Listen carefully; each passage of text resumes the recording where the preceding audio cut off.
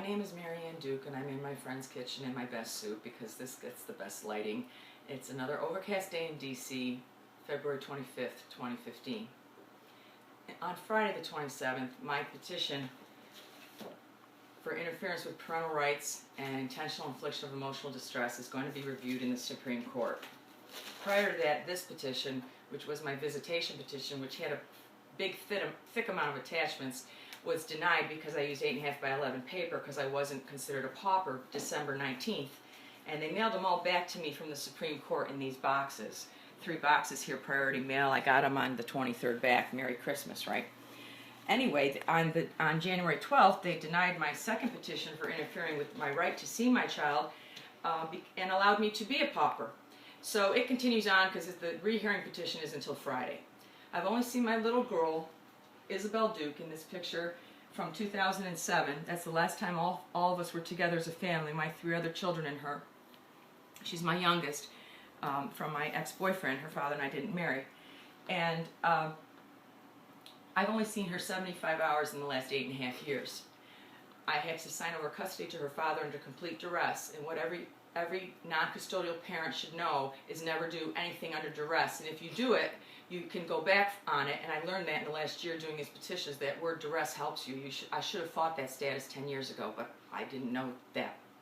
I can't afford an attorney. I have an MD degree, not a JD degree, but I'm on disability now for PTSD, depression, and anxiety, insomnia, from the trauma of this case. It's very hard not to see your child. I know that all the non-custodial parents watching this understand it. And this is more for the children that are denied seeing the non-custodial father or mother by the custodial parent. This really is for them, because I am actually trying to sue the father and his attorney for deceiving me May 23rd in a consent agreement to get out of a 2-day trial for court, the 24th and 25th of May of 2011.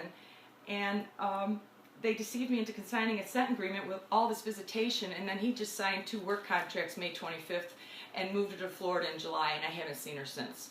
Except for one brief visit in December he sabotaged, and it was only 20 minutes, and we both were crying.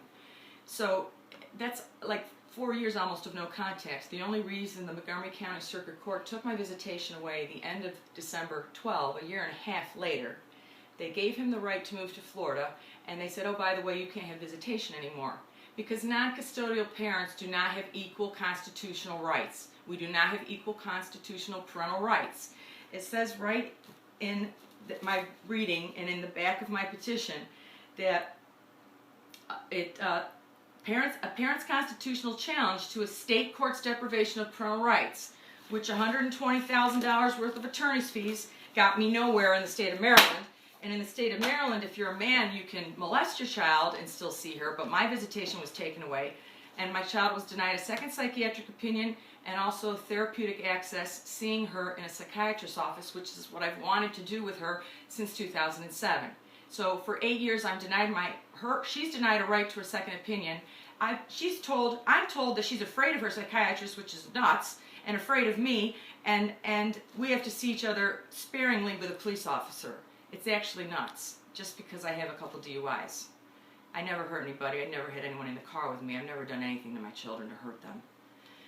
Anyway, the bottom line is a parent's constitutional challenge to a state court's deprivation of parental rights, which is what Maryland has done to me, is barred by Rooker-Feldman from 1923 and 1983 cases. It's time for a change.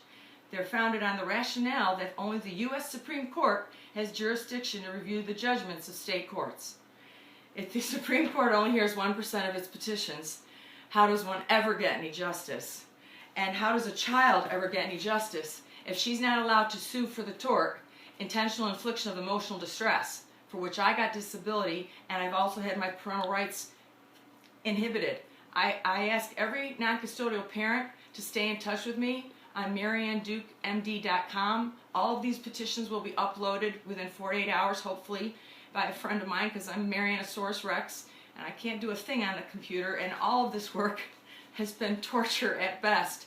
But I'm persevered to the Supreme Court because they should know what's going on in their family courts. It's important, and any non-custodial parent that wants to reach me through my new blog, or you'll find me. I'm on the internet. Thank you. I'll try to help anybody I can. Thank you.